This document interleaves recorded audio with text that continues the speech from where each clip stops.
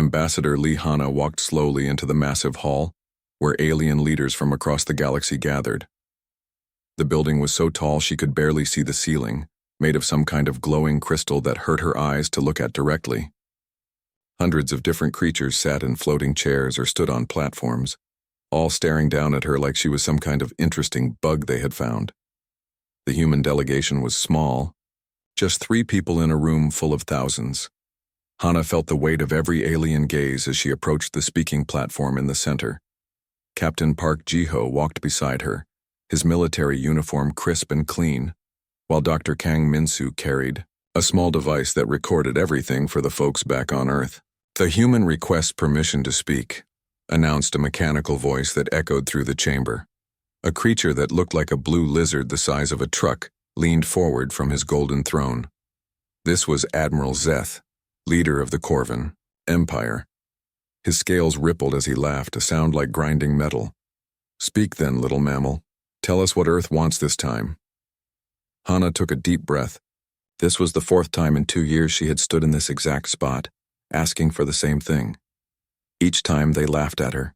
Each time, more human colonies got attacked. "We come again to ask that you stop raiding our settlements," she said, her voice carrying clearly through the hall. "In the past 6 months, 7 of our colonies have been attacked. Families have been taken from their homes, children stolen from their parents. We ask only that you leave our people alone." The hall erupted in chittering, clicking, and various alien sounds that she had learned meant laughter. A creature that looked like a giant ant with 6 arms waved them dismissively. This was Queen Vex of the Thex swarm. When she spoke, her words came through a translator box. "Humans are good for studying," the box announced in a flat electronic voice. "Your bodies are interesting. Your minds are simple. We take what we need for science." Captain Ji-ho stepped forward, his jaw tight with anger. "Those are people, not lab rats. They have families, dreams, lives that matter." More laughter filled the hall. Admiral Zeth stood up from his throne, towering over them even from 50 meters away. "Your entire species controls one small star system, one planet. We control dozens of worlds, hundreds of colonies. What can you possibly do to stop us?" Hanna had heard this speech before. She knew what came next. "Your ships are slow and clumsy," Zeth continued, warming to his favorite topic. "Your weapons are basic chemical rockets and simple lasers. You have no real military to speak of. You are babies playing with toys while adults conduct real business." The Queen clicked her mandibles in agreement. "We have watched your species for 5 years now. You are peaceful, weak, soft. You give gifts to strangers and help others without asking for payment. This is not how strong species behave." Dr. Min-soo whispered something to Hanna, but she already knew what he was thinking. The same thing she thought every time she stood here.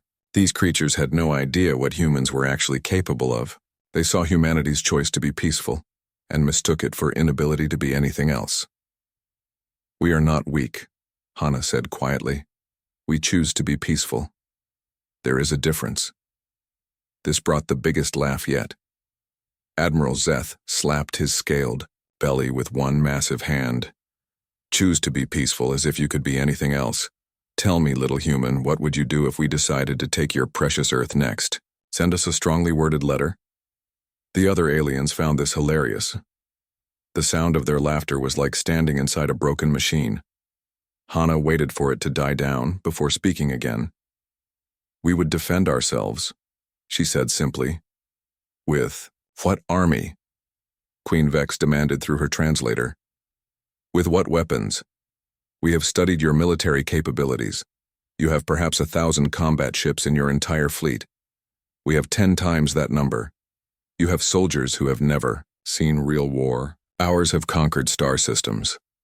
Hanna looked around the hall at all the alien faces. Some curious, some amused, some already bored and looking at other things. None of them took her seriously. None of them understood what she was really trying to tell them. "This is our final warning," she said, her voice carrying to every corner of the massive chamber. "Stop attacking our people, stop taking our citizens, respect our borders. We are asking nicely." The laughter started again, but Admiral Zeth raised a hand for silence.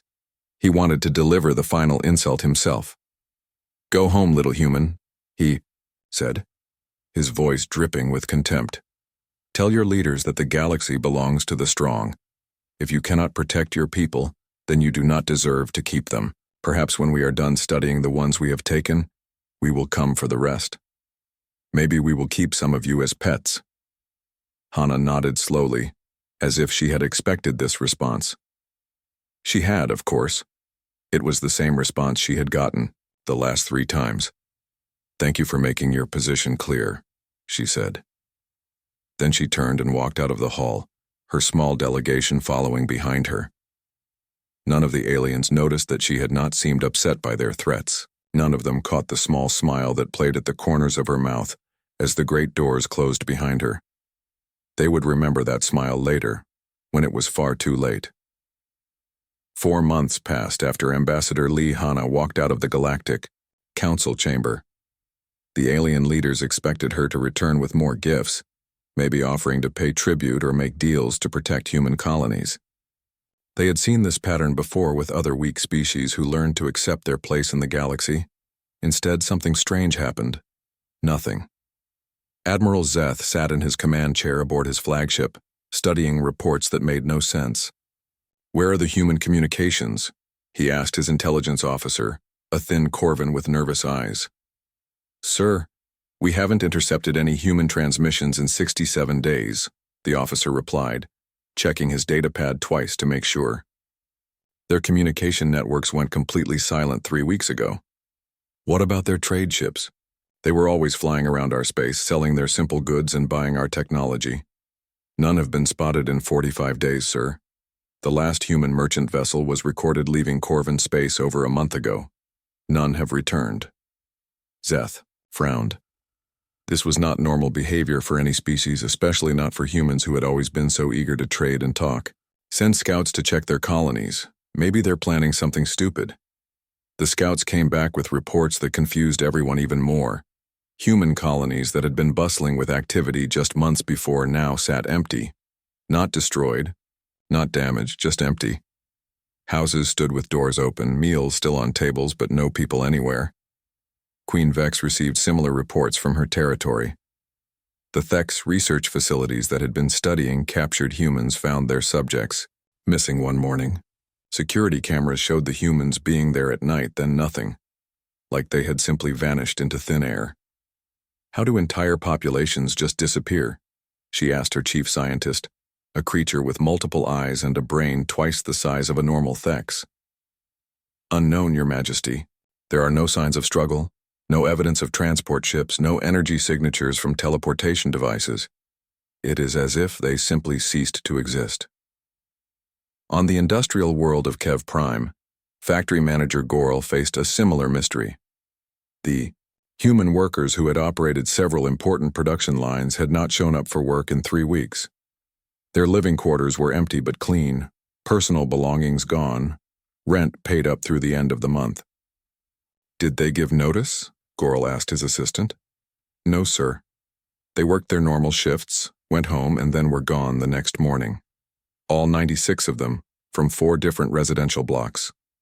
What bothered the aliens most was how organized it seemed. This wasn't panic or random evacuation. Someone had planned this carefully, moving thousands of humans from dozens of worlds without anyone noticing until it was already done. Commander Yun Mincio sat in a hidden bunker on a small moon that didn't appear on any official star charts. Around her, screens showed the locations of every human in alien space, or rather, showed where they used to be. Her team had spent 2 years preparing for this moment, building secret supply depots, mapping escape routes, and establishing safe houses. "Final evacuation complete," reported Lieutenant Kim Sujin from her position at the communications console. "All human civilians have been extracted from alien territories. Total evacuated, 47,312 individuals." "What? About our diplomatic posts?" Mincio asked. "Embassies have been quietly closed. All diplomatic staff recalled under cover of routine rotation. Alien governments have not yet realized that we're not sending replacements. The operation had taken months of careful planning. Humans had used their reputation for being harmless traders to move freely through alien space, gradually positioning themselves to help when the evacuation order came. Fake shipping manifests, coded messages hidden in normal trade communications, and a dozen other tricks had moved tens of thousands of people without raising suspicion.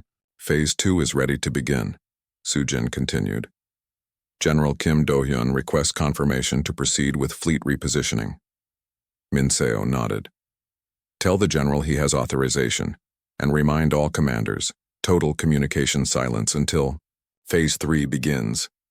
Back in alien space, the confusion was turning to worry. Admiral Zeth called an emergency meeting with Queen Vex and the other major powers. They gathered in the same chamber where they had laughed at Ambassador Hana's warnings. This is obviously some kind of trick, Zeth announced to the assembled leaders. Humans are too simple for complex strategies, but maybe they're getting help from someone else. Queen Vex disagreed. Our intelligence suggests they are acting alone. But how? They lack the ships for a mass evacuation of this scale. They lack the organization. They lack the technology. Maybe they don't, said a small voice from the back of the chamber. General Court of the Bex Federation rarely spoke in these meetings, but when he did, others listened. He was old, even by alien standards, and had seen more wars than anyone else in the room. What do you mean? Zeth demanded. I mean, maybe we don't know humans as well as we thought we did, Court replied slowly. Maybe their peaceful behavior was a choice, not a limitation. Maybe their simple technology was what they wanted us to see, not what they actually possess. The chamber fell silent. The idea that humans might have been deliberately hiding their true capabilities was disturbing. It meant they had been planning for this situation all along. Impossible, Queen Vex stated firmly. We studied them for years. They are exactly what they appear to be. But deep down, some of the aliens were starting to wonder if they had made a terrible mistake. The Corvin mining station Alpha 7 had been operating normally for 3 years, pulling precious metals from a cluster of asteroids near the edge of their territory. 200 workers lived and worked there, processing ore that would be shipped to dozens of worlds across the Empire. On Thursday morning at exactly 10:15, Supervisor Drac checked the daily production reports in his office. Everything looked normal. The night shift had processed 8 tons of refined metal right on schedule. He made a note to commend the crew for their efficiency. At 10:16, the entire station vanished. The cargo ship that arrived 2 hours later found empty space where Alpha 7 should have been. The asteroids were still there, slowly spinning, in the darkness. The mining equipment that had been bolted to the rock surfaces was gone. The habitat modules that had housed 200 workers had disappeared. Even the small defense satellites that protected the station from pirates were missing. Captain Rex of the cargo vessel sent an urgent message to Corvin High Command.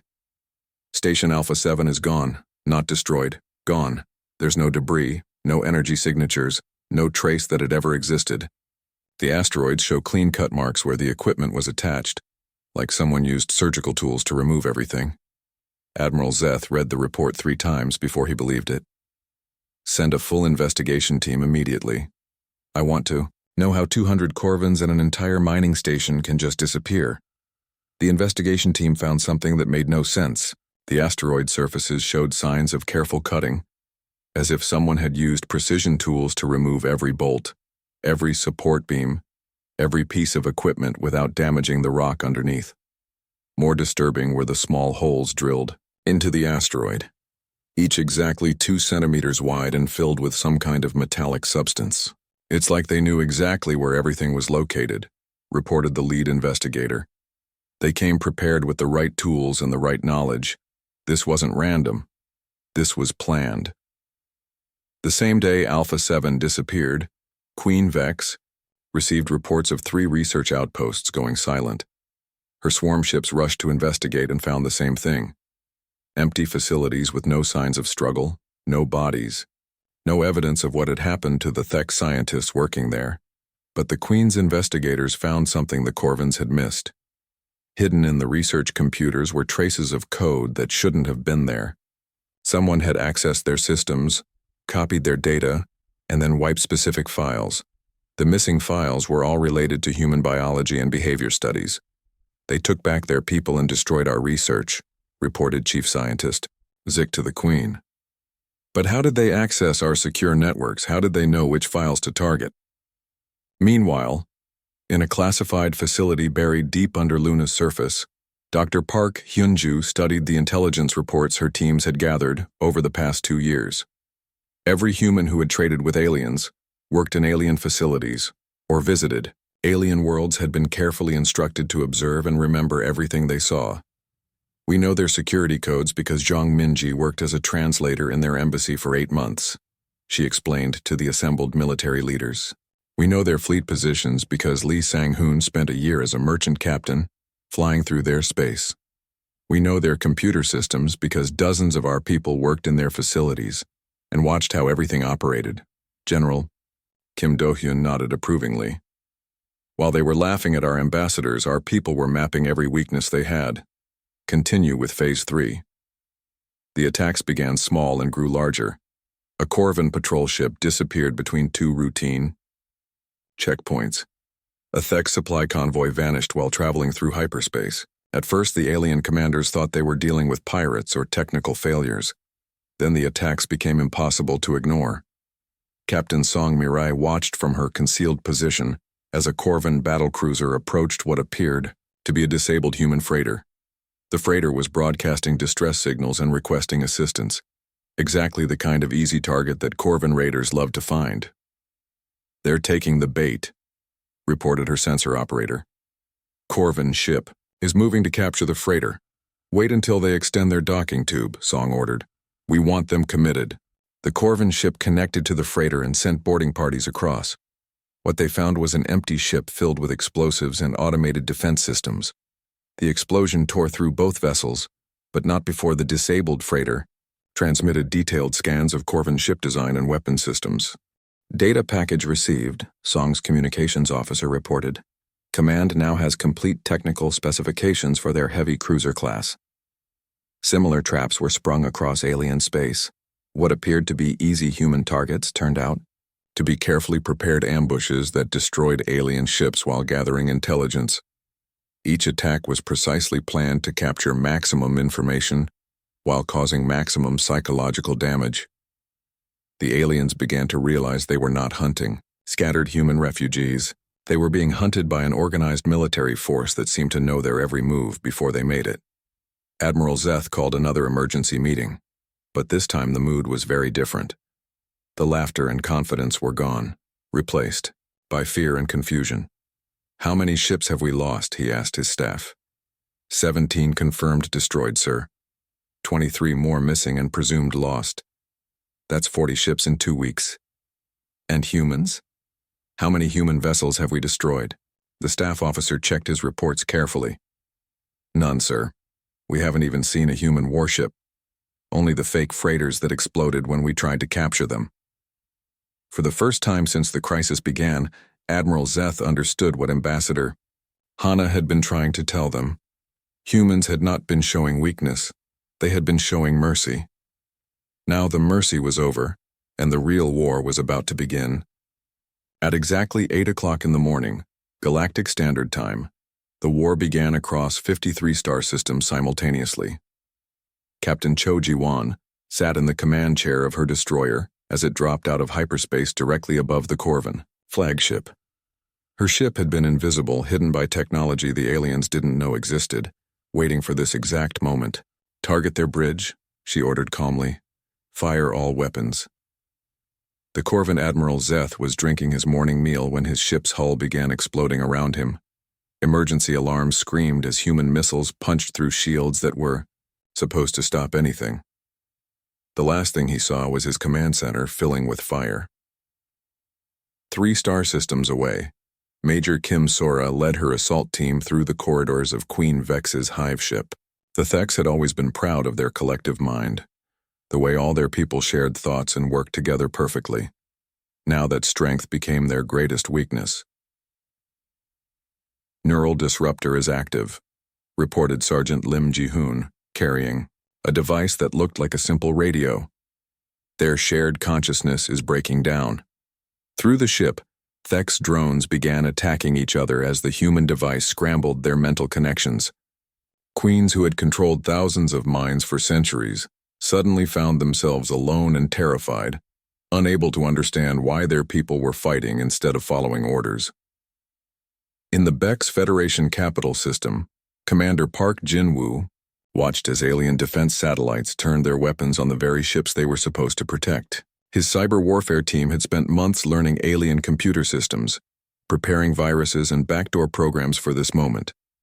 Their entire communication network is compromised, reported Lieutenant Yoon Hyasu from her position at the computer terminal. We're receiving their military communications faster than their own commanders are. The aliens discovered that everything they thought they knew about human technology was wrong. Human ships didn't just move faster than expected. They moved in ways that broke the basic rules of physics as the aliens understood them. Human weapons didn't just hit harder than predicted. They seemed to phase through defensive shields as if the shields weren't there at all. On the industrial world of Kev Prime, factory manager Gorl watched in horror as his own manufacturing robots began dismantling the weapons production lines they had been building for decades. The robots moved with perfect coordination, following new programming that had somehow replaced their original instructions. "Stop them," he shouted to his security team. But their weapons wouldn't fire. The humans had infected every computer system on the planet, turning the world's own infrastructure against its defenders. Admiral Song Tae-hyun commanded the human fleet attacking the Corvin home system. His ships moved in perfect formation, each one appearing exactly where it needed to be at exactly the right moment. This wasn't random violence. It was surgery performed on a galactic scale. "Status report," he requested from his staff. "Corvin 3rd Fleet has surrendered, sir. Their 2nd Fleet is retreating, but we're jamming their hyperspace drives. 1st Fleet was destroyed in the opening minutes. Casualties on our side?" "None, sir. We haven't lost a single ship." The same pattern repeated across the galaxy. Alien forces that had seemed mighty and unstoppable crumbled like sandcastles when the tide came in. But the humans weren't just winning battles. They were dismantling entire civilizations with terrifying efficiency. Captain Lee Min-jae led a special team to the Thek's research facility where human prisoners had been held for experiments. She found the building intact but empty, its alien scientists having fled when they realized what was happening. In the lower levels, she discovered laboratories filled with equipment designed to study human biology in the most painful ways possible. "Bernie for it all," she ordered quietly. Her team placed explosive charges throughout the facility, making sure nothing would remain that could be used to hurt anyone else. But the real destruction wasn't happening on battlefields. In command centers across alien space, military leaders watched their supply chains collapse like falling dominoes. Trade routes that had operated for centuries shut down as human forces captured key shipping hubs. Economic systems that had taken millennia to build fell apart in hours. General Jong Hyuk coordinated the campaign from his command ship in the Sol system. Wall-sized screens showed the status of operations across the galaxy, each one proceeding exactly as planned. "Phase 4 is complete ahead of schedule," reported his chief of staff, Colonel Nam Jin-hyuk. "All primary military targets have been neutralized. Beginning Phase 5. Phase 5 was the most important part. Human forces began securing civilian areas, making sure alien populations were protected even as their governments collapsed. Medical teams provided aid to injured aliens, while engineering crews began repairing damaged infrastructure. "Remember," General Jong announced to all human forces, "we are not here to rule or to revenge. We are here to ensure this never happens again." In the span of 72 hours, the greatest military powers in the galaxy had been reduced to scattered groups of survivors hiding in remote systems. Their fleets were destroyed or captured, their worlds occupied, their leaders dead or in prison. But what terrified the surviving aliens most wasn't the speed of their defeat. It was how carefully the humans had planned everything, how precisely they had targeted each species' specific weaknesses, and how they had turned the aliens' own strengths against them. The war was over before most aliens even realized it had begun. Now came the much harder task of building something better from the ruins of what had been destroyed. 6 months after the war ended, the new Galactic Council met for the first time in a simple conference room on Luna. The massive crystal palace where aliens had once mocked human warnings was now a memorial to the billions who had died in unnecessary conflicts over the centuries. Ambassador Lee Hanna walked into the room where 23 alien representatives sat quietly at a round table. These were the survivors, the leaders who had managed to live through humanity's swift and decisive response to their aggression. Gone were the floating thrones and elevated platforms designed to make aliens feel superior to other species. "Good morning," Hanna said simply, taking her seat at the table like everyone else. "Thank you all for coming." The former Admiral Zeth, now just a civilian representative for the scattered Corvan refugees, looked very different from the proud military leader who had once commanded 12 star systems. His blue scales had faded to gray, and his eyes held the hollow look of someone who had seen his entire world collapse in 3 days. "Why are we still alive?" he asked, his voice barely above a whisper. "Your species could have killed us all." "Why didn't you?" General Kim Do-hyun, who now served as military administrator for the former Corvan territories, answered patiently. "Because killing you was never the goal. Stopping you was the goal. There's a difference." Queen Vex sat hunched in her chair, her once proud posture broken. The Thek swarm that had controlled hundreds of worlds was now confined to 3 small colonies under human supervision. "We don't understand," she said through her translator. "We studied your species for years. You were peaceful, generous, weak. How did you hide such devastating military power?" Dr. Park So-young, the new director of Galactic Reconstruction, pulled up a holographic display showing human military development over the past century.